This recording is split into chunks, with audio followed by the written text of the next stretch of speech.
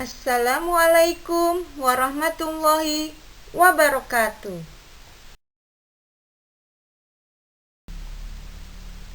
Materi akuntansi keuangan yang akan disajikan tentang aset tetap tidak berwujud. Dengan saya Ibu Vini Aidayanti. Materi aset tetap tidak berwujud yang akan disampaikan mengenai definisi dan karakteristik aset tetap tidak berwujud, pengakuan terhadap aset tetap tidak berwujud, jenis aset tetap tidak berwujud, harga perolehan aset tetap tidak berwujud, metode amortisasi aset tetap tidak berwujud, dan yang terakhir pencatatan amortisasi aset tetap tidak berwujud. Definisi dan karakteristik aset tetap tidak berwujud. Menurut PSAK 19 revisi 2008, yang dimaksud aktiva tidak berwujud adalah aset non-moneter yang dapat diidentifikasi tanpa wujud fisik. Aktiva atau aset ini dimiliki untuk dimanfaatkan untuk menghasilkan atau menyerahkan barang atau jasa, disewakan kepada pihak lain, atau untuk tujuan administratif.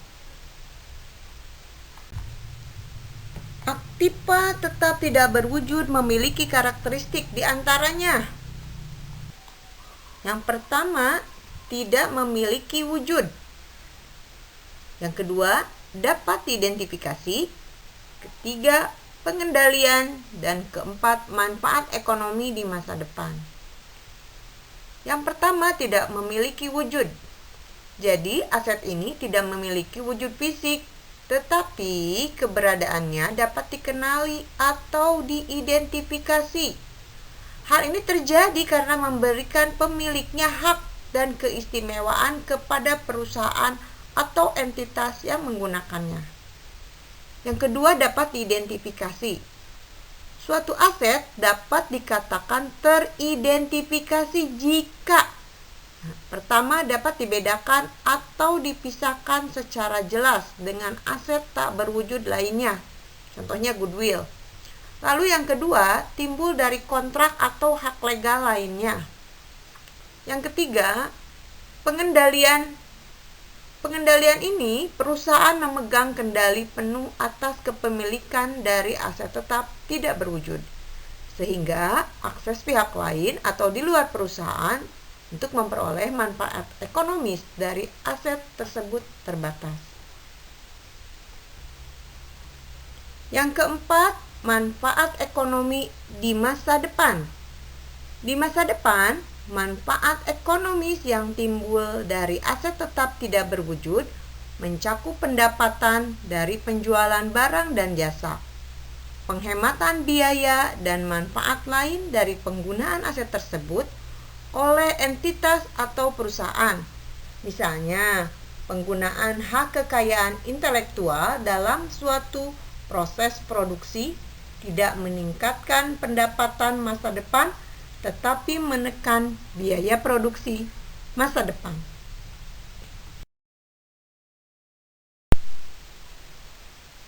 Pengakuan terhadap aset tetap tidak berwujud. Aset tetap tidak berwujud dapat diakui oleh perusahaan atau entitas apabila memenuhi dua persyaratan biaya. Di antaranya, yang pertama memiliki kemungkinan untuk memperoleh manfaat di masa depannya. Yang kedua, biaya perolehan aset tetap tak berwujud dapat diukur dengan andal. Jenis aset tidak berwujud terdiri dari pertama, hak sewa atau leasehold. Hak sewa diperoleh dari transaksi sewa aktiva tertentu, kemudian disahkan oleh notaris dan dalam tempo kurun waktu tertentu. Misalnya, sewa kendaraan, sewa gedung, sewa mesin, dan peralatan berat. Hak paten. Hak paten merupakan hak yang diberikan Direktorat Jenderal Kekayaan Intelektual (DJKI) kepada pihak yang menemukan hal baru tersebut. Hak tersebut dapat digunakan untuk memproduksi, menjual, atau mengawasi penemuannya dalam jangka waktu tertentu, biasanya sekitar 20 tahun, dan bisa diperpanjang setelahnya. Hak paten bisa digunakan sendiri oleh penemunya atau diserahkan kepada pihak lain berdasarkan kesepakatan. Contohnya, penemuan suatu produk, formula, sistem, atau rekayasa. Contohnya aplikasi software seperti Windows oleh Microsoft. Trademark atau hak merek dagang merupakan hak yang didapat dari suatu merek komersial tertentu. Hak yang didapat berupa penggunaan logo, tulisan, simbol, ataupun kombinasinya yang mewakili entitas tertentu. Contohnya Indomie, Honda, Sarimi, Sanyo, dan Aqua. Lalu yang keempat, organization cost, yaitu pengeluaran entitas yang timbul sebelum perusahaan melakukan aktivitas operasi atau berdiri, misalnya biaya notaris.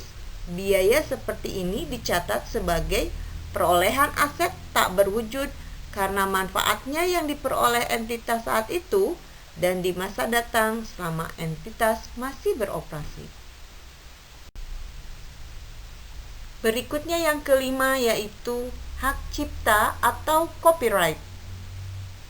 Hak cipta merupakan hak tunggal yang diberikan oleh pemerintah kepada orang atau badan, baik itu pengarang, pencipta lagu atau musik, seniman, yaitu untuk menerbitkan atau mempublikasikan, menjual, atau mengawasi ciptaannya. Contohnya, Doma Sport memiliki hak cipta atas semua tayangan MotoGP. Ahmad Dhani memiliki hak atas karya berupa lagu yang diciptakan dan dibawakannya. Berikutnya yang keenam, perizinan atau lisens. Pemerintah memberikan hak untuk dapat melakukan aktivitas yang terkait dengan bidang usaha perusahaan. Lisensi ini ada masa waktunya. Apabila telah habis, maka harus diperpanjang atau diperbaharui. Izin seperti ini mempunyai jangka waktu lebih dari 1 tahun buku, bisa 3-30 tahun. Contohnya lisensi LSP P1 5 tahun, lisensi produk halal 4 tahun, lisensi SMM 3 tahun, lisensi akreditasi sekolah 5 tahun. Franchise merupakan hak yang didapat untuk melakukan jenis usaha tertentu. Memasarkan produk juga mengikuti polanya, menggunakan logo maupun pengelolaannya. Dengan kata lain, semua yang dimiliki oleh entitas yang memberikan franchise atau waralaba. Contohnya McDonald, Kentucky Fried Chicken atau KFC, Dunkin Donuts, Bebek Goreng Haji Slamet asli Kuntosuro, Indomart, Alfamart, dan lain-lain. Goodwill, kelebihan nilai jual perusahaan di atas harga pasarnya disebut goodwill.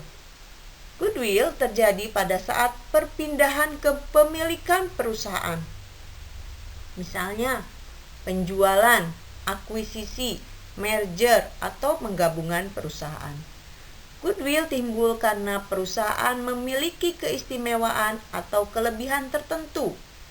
Keistimewaan tersebut misalnya perusahaan mempunyai reputasi yang sangat bagus, mempunyai produk yang tidak dimiliki oleh para pesaing, letak perusahaan yang strategis, dan sistem pengelolaan perusahaan yang baik, serta kelebihan lainnya.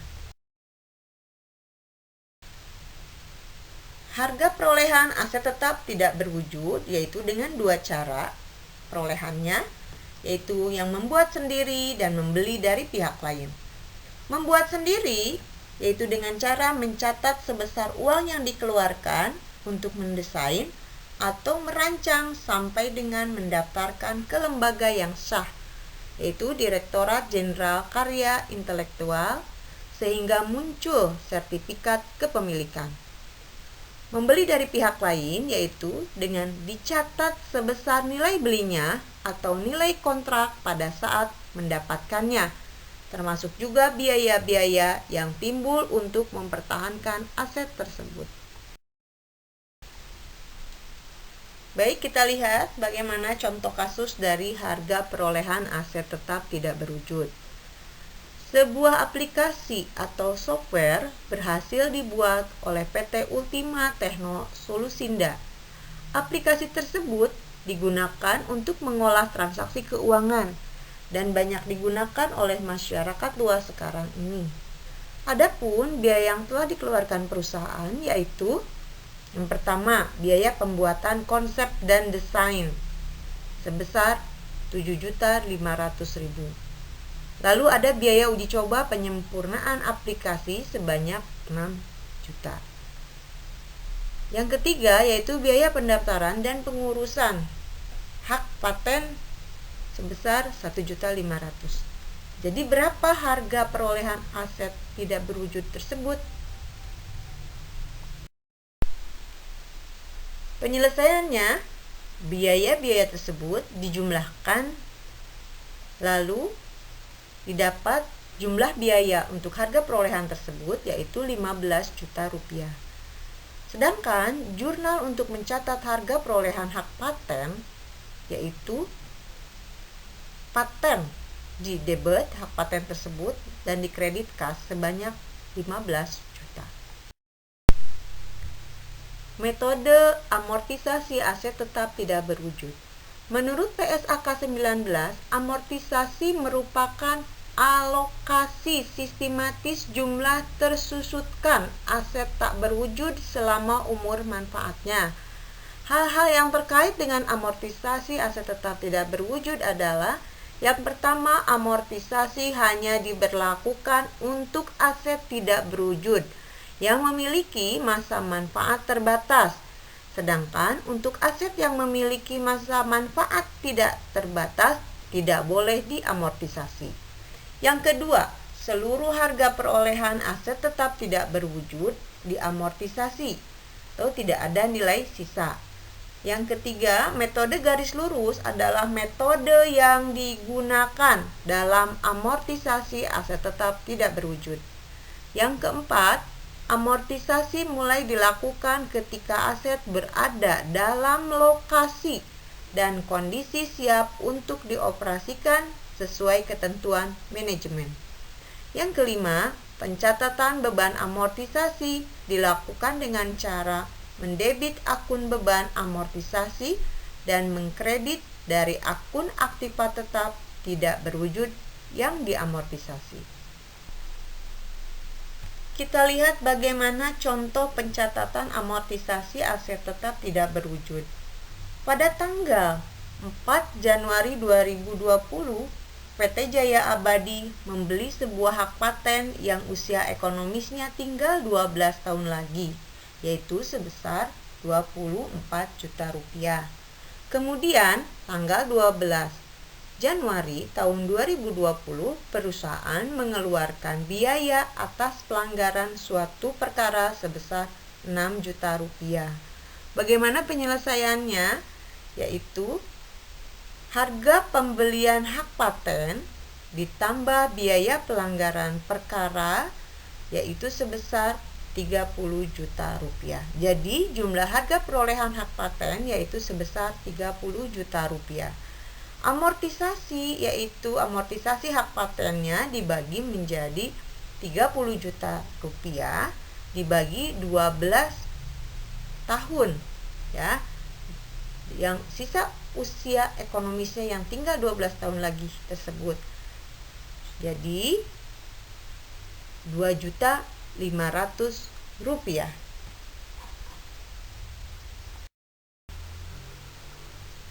Sekian materi yang bisa Ibu sampaikan. Terima kasih atas perhatiannya. Wassalamualaikum warahmatullahi wabarakatuh.